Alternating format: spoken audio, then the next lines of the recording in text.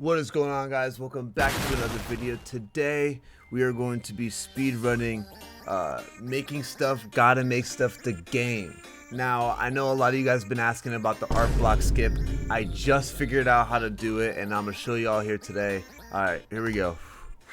Okay, so we're making stuff. This is the part that most people are like fine with. It's really the art block is where most people get stuck, and I even get stuck there. Alright, and alright, we're in. So now frame perfect pausing and fucking with the controls. I should be able to.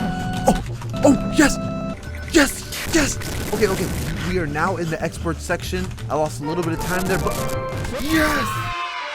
Yes! Yes! That easy! I'm a liar. It's not that fast. However, it is definitely faster than waiting it out. Let me start off by saying that I've always wanted to make a video essay, and this particular topic is something that resonates with me, as you all can tell, you know very, very well.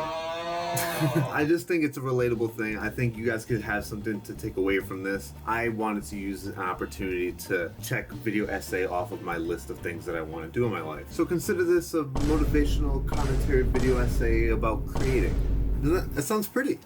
How I get stuck, aka art block. 90% of the time I bite off more than I can chew. However, I tend to stick through the process regardless how long it takes. Like if I have an idea for something and I don't exactly know how to get it done, I'll just keep doing it and learn as I go, even though that takes longer than just simplifying it and doing what I can do. Yeah, it's the best worst thing. Because on one hand, I'm like, oh, sick, I could do this. On the other hand, I'm like, oh shit, it took me 8 years to complete this. It's really hard to enjoy the process when I just want to finish this shit. Getting stuck in just creating makes me hate creating, which sucks because I love to create. Making shit is badass. It's my favorite thing to do. But sometimes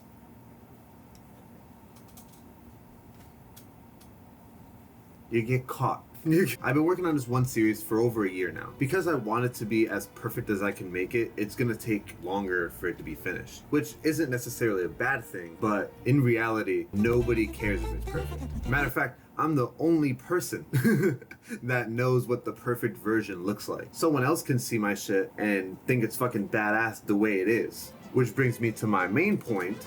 Everything looks like shit, do whatever you want.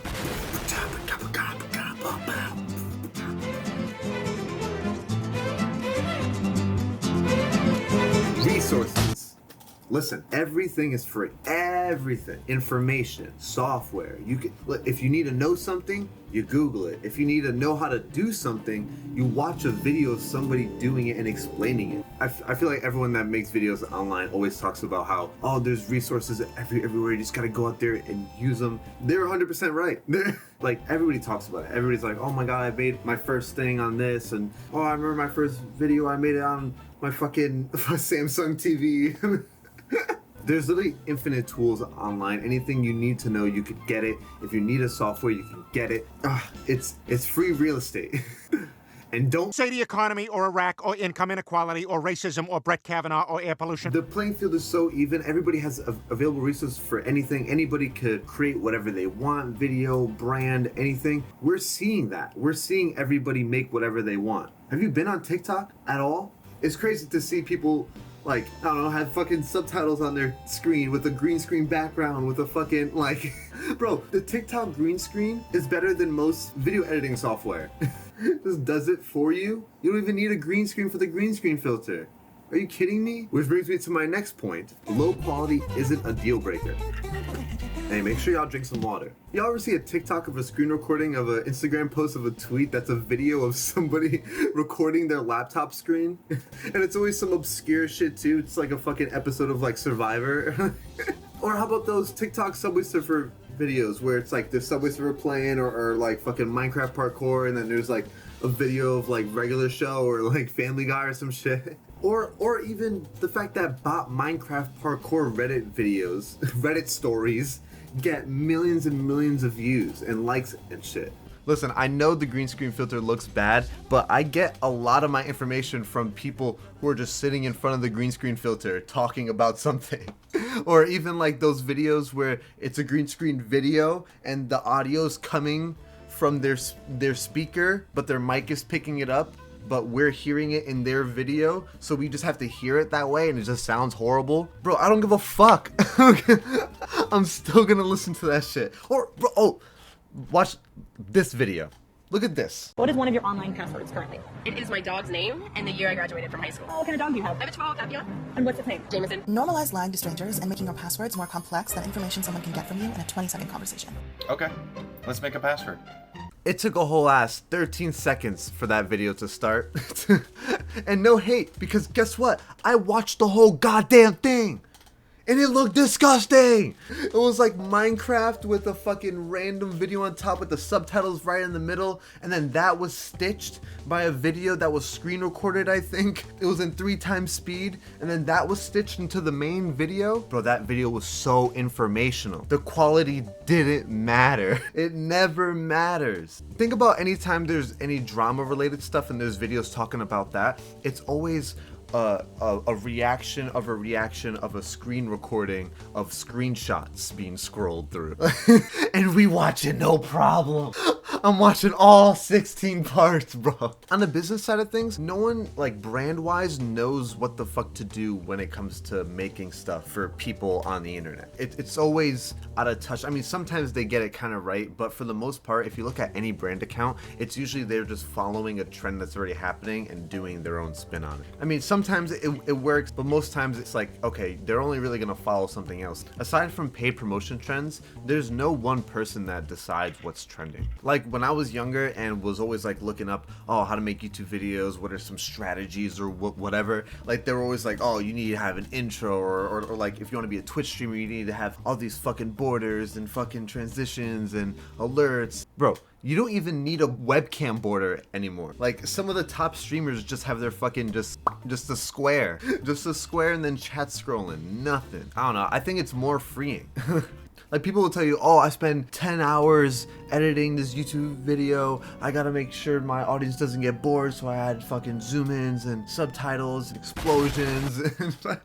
I guess that's what I do. But in reality, fucking Critical has like 4 jump cuts per video, and he's like one of the best channels on the platform. It doesn't fucking matter. Quality isn't as important as everyone says it is. Mainstream shit looks like shit. I don't know if you guys watched a Marvel movie recently, but I watched Doctor Strange and no spoilers, it was boring to look at. I don't know if you guys saw, but there's been a thing coming out saying that a lot of Marvel VFX artists are being rushed to meet due dates that are impossible, and they're making last minute changes on top of the due dates. So they're left with just making shitty VFX and uploading it anyways. Or all those lame ass adult cartoons that all look the same. There's no care being put into it. Like, it feels like just factory made, like it's actually made by a bot. That's how I feel like watching some mainstream shit. It's just like, oh, this is just made by a robot. But it's when the creator cares about their shit, does that shit hit. You can so easily tell the difference between something that was made by somebody who cares about it and some factory made shit.